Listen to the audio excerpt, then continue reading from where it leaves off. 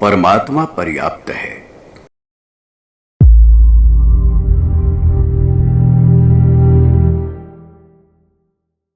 अनेकों तरह से अनेक संपत्तियों की खोज में बाहर भटका, ये मिली भी, लेकिन अंत में उन्हें विपत्ति पाया। फिर स्वयं में अपने ही अंदर संपत्ति की खोजबीन शुरू की। जो मिला वही परमात्मा था। तब अनुभव हुआ कि परमेश्वर को खो देना ही विपत्ति है और उसे पा लेना ही संपत्ति है।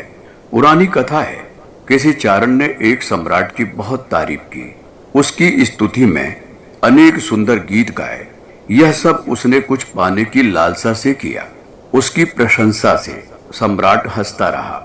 फिर उसने स्तुति गान करने वाले उस चारण को सोने की बहुत सी मोहरें भेंट की। उस व्यक्ति ने जब इन मोहरों पर निगाह डाली तो उसके अंदर कुछ कौंध गया। एक चमक उसकी चेतना में बिखर गई। उसने आकाश की ओर कृतज्ञता भरी नजरों से देखा। लगा आकाश की मौन स्वरों में उसके अंतर्भावों के साथ सहमति जता रहा है। अब उसने मोहरें फेंक दी और वह नाचने लगा। एक अनूठी कृतज्ञता उसके मुख पर छा गई। उसका हाल कुछ का कुछ हो गया। उन मोहरों को देखकर उसमें ना मालूम कैसी क्रांति हो गई थी। अब वह चारण न रहा, संत हो गया। उसकी अंतर चेतना में कामना के बजाय प्रार्थना के स्वर गूंजने लगे।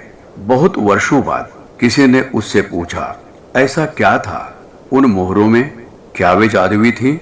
वह हंसा और बोला, मोहरें नहीं, वह वाक्य जादुई था जो उसमें लिखा था।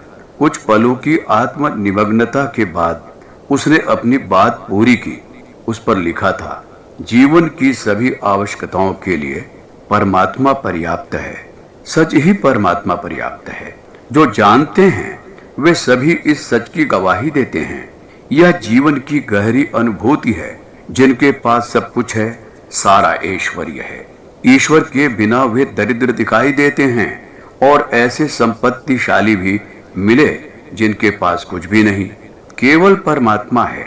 तभी यह सूत्र प्रकट हुआ, जिन्हें सब पाना है उन्हें सब छोड़ देना होगा। जो सब छोड़ने का साहस रखते हैं वे स्वयं प्रभु को पा लेते हैं। उनके सामने यह सच अनायास ही उजागर हो जाता है कि परमात्मा पर्याप्त है। पुस्तक जीवन पथ के प्रदीप, लेखक डॉक्टर प्रणव पंड्या। अगर आपको हमारी यह वीडियो पसंद आई हो तो इसको लाइक करें, कमेंट और शेयर जरूर करें और हमारे YouTube चैनल ऋषि चिंतन को सब्सक्राइब भी कर लें। साथ ही बेल आइकन को भी दबाएं ताकि आपको आने वाली वीडियोस की नोटिफिकेशंस मिलती रहे। धन्यवाद।